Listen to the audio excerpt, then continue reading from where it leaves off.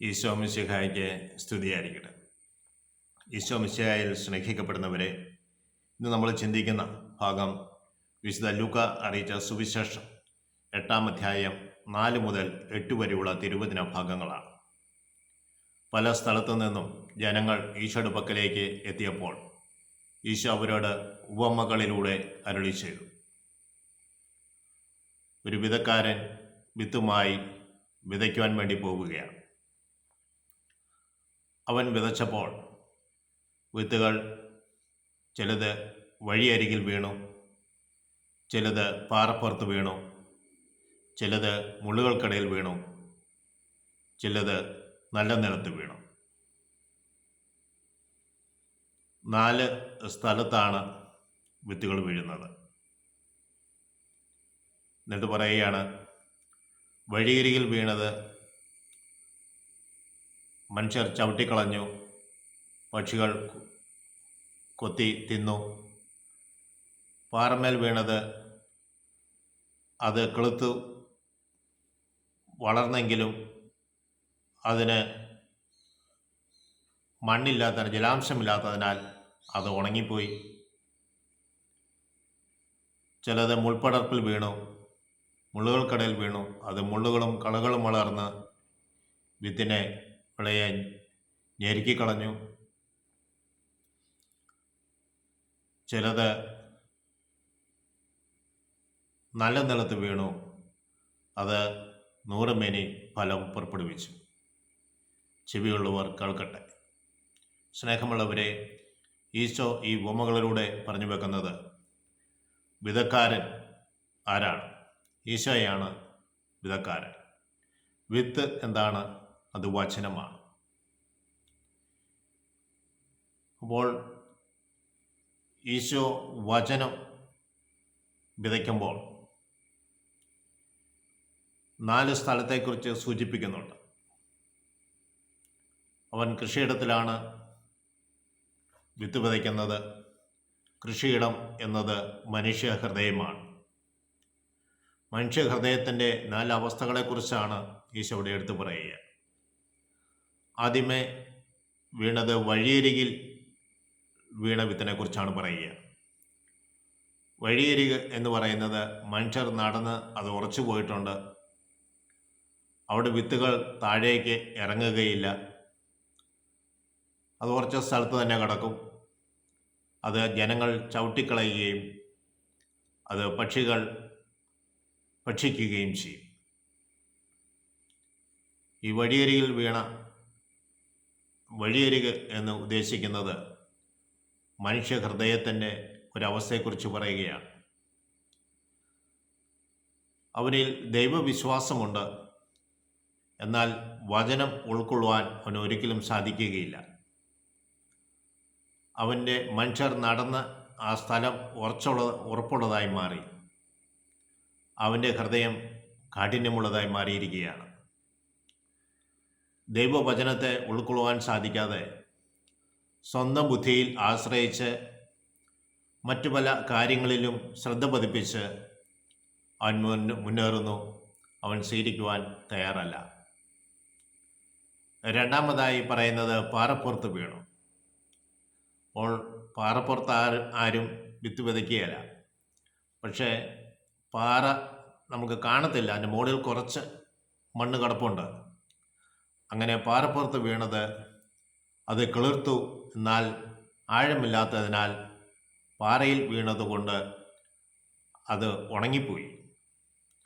വചനം കേൾക്കുമ്പോൾ എല്ലാവർക്കും സന്തോഷമാണ്, കൈയടിക്കും, ദൈവത്തെ സ്തുതിക്കും, ദൈവത്തെ ആരാധിക്കും.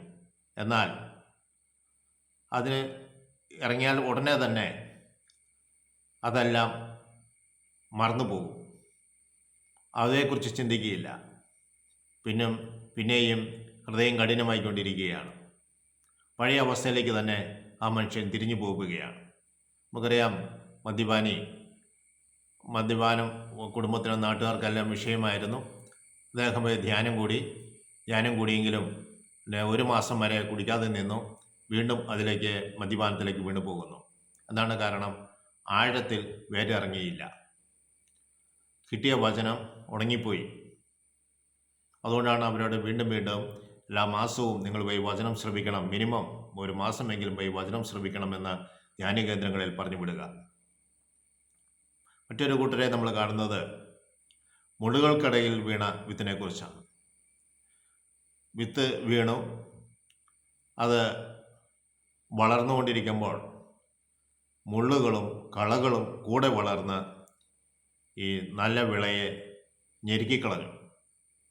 വചനം സ്വീകരിച്ചു പോകുന്ന മനുഷ്യൻ്റെ ജീവിതത്തിൽ ധാരാളം പ്രതിസന്ധികളുണ്ടായി.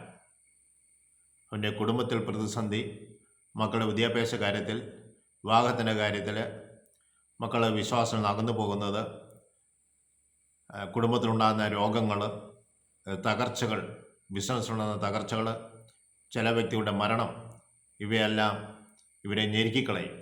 ഞാൻ പ്രാർത്ഥിച്ചിട്ട് എന്തുകൊണ്ട് എൻ്റെ പിതാവ് മരിച്ചു? ഞാൻ പ്രാർത്ഥിച്ചിട്ട് എനിക്കിന്ന് നേട്ടമുണ്ടായി. ഞങ്ങൾക്ക് തകർച്ച മാത്രമേ ഉള്ളൂ.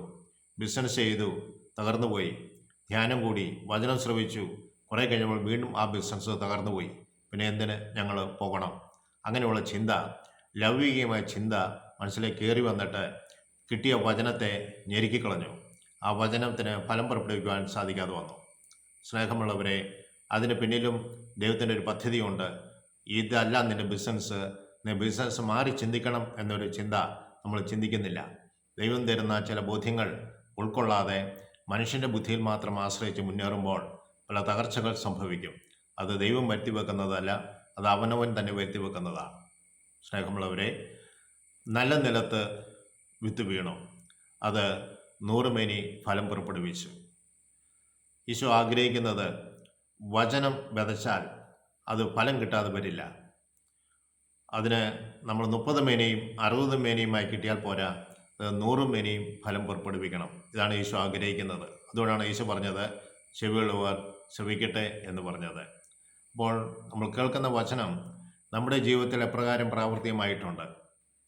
ഇത് വഴിയരികിൽ വീണ വിത്താണോ, പാറപ്പുറത്ത് വീണ വിത്താണോ, അല്ലെങ്കിൽ മുള്ളുകൾക്കിടയിൽ വീണ വിത്താണോ, നല്ല നിലത്ത് വീണ വിത്താണോ?